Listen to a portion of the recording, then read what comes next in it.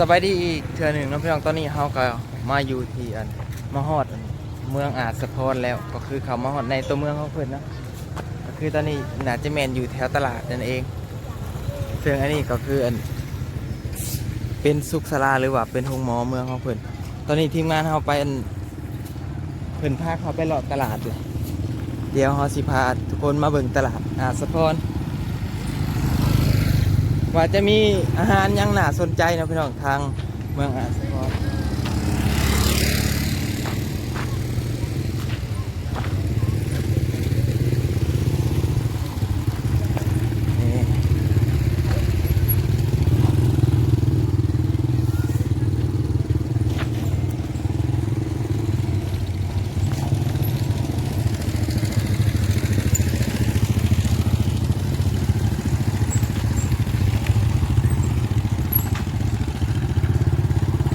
โอ้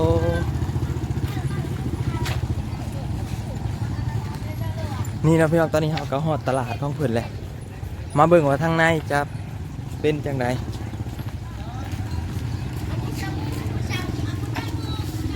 ตลาดอาจสะพร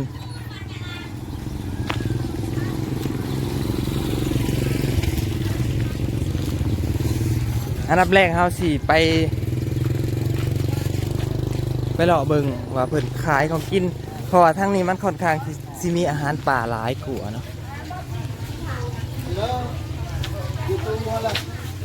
เขามาทำคือเขามาทำเอาเพิ่มมาทำนะเอาลูกทีมาเลิกทีดูเขา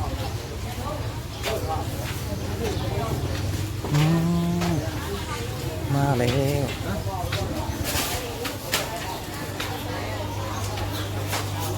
นะอาหารหรอกก่อนก็นี่พี่น้องตลาดอาจสะพรเพิ่น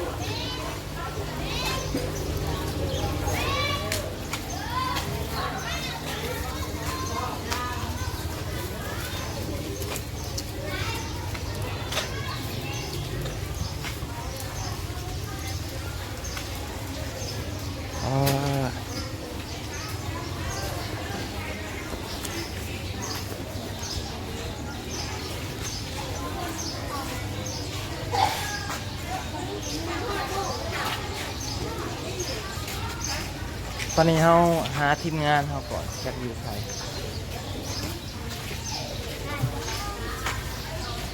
เจอแล้วโอ้ตลาดของเพิ่นกัน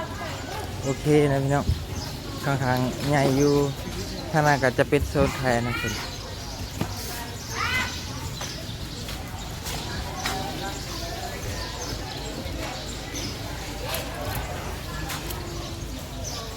นอกเลาะก็บ่ได้เป็นอะไรเลย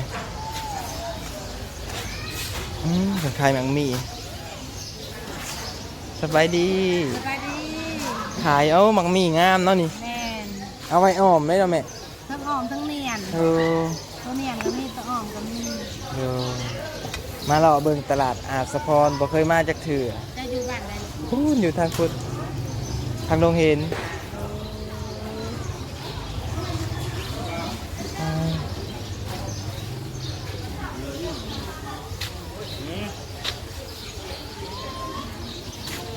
เขาคิดว่าซีมีอันเดเป็นขายของป่านู่นแต่ก็คือมันบ่มีนะเป็นอันขายอันนั้นทั่วไปไป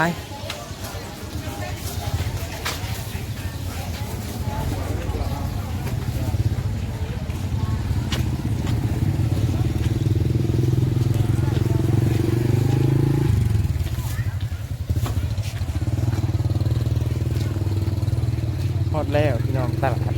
นากุจานเมืองอาจสะพร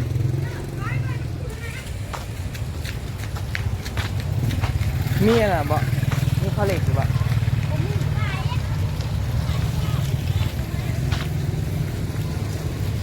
มีอันนี้มีข้าวเหล็กหรือบ่บางครั้งเนี่ยขับใจได้ละ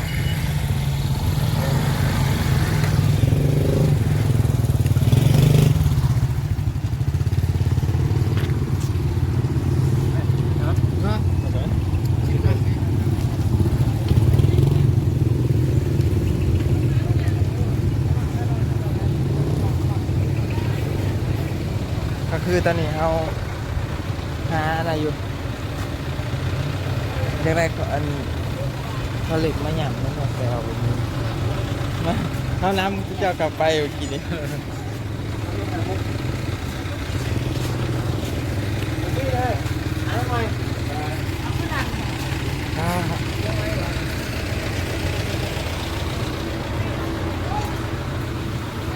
ไม่บ่มีเนี่ยครับ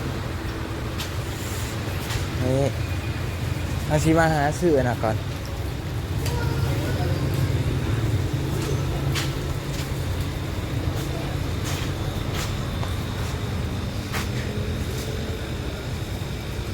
อันซื้ออะไรมีอยู่วะอันข้าวเหล็กยำข้าวเหล็ก พอเล็ดเด้ นี่โอ้หาตั้งแต่อยู่ในตลาดอันหนึ่งเท่าไหร่เลยนี่อันหนึ่ง3,000เอา2 อัน พอเล็ดไม้มิ้นก็พอ เอา2 อันเด้อนี่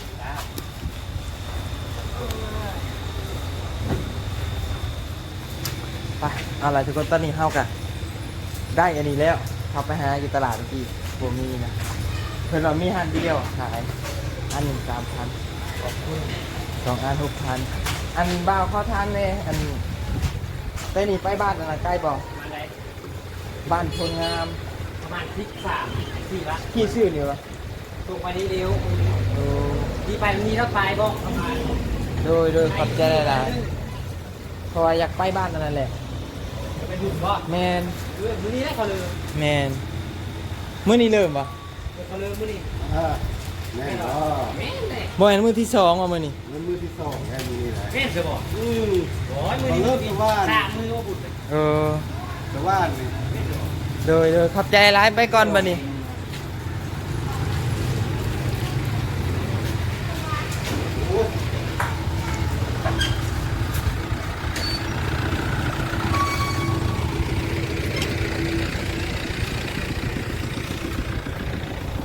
นี่ตอนนี้ทีมงานเขาถ่ายอยู่พุ่นแล้ว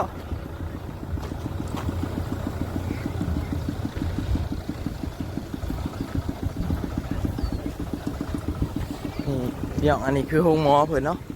โรงหมอประจำเมืองเพิ่นได้นี่ตอนนี้กับทีมงานเราผักกินน้ำกินในก่อนวะเพราะเอาบ่นี่ให้ไปตากล้องให้ได้มือนี้ได้นี่จะได้กระผักติดตามทีมงานเอาหมดสุขุนเลยพี่น้องมีอยู่3 ช่องเนาะก็คือช่องนี้เป็นช่องไอ้หวางแล้วก็อันสบายดีด้วย เลยเป็นช่องไอ้หวางเนาะพี่น้องนะ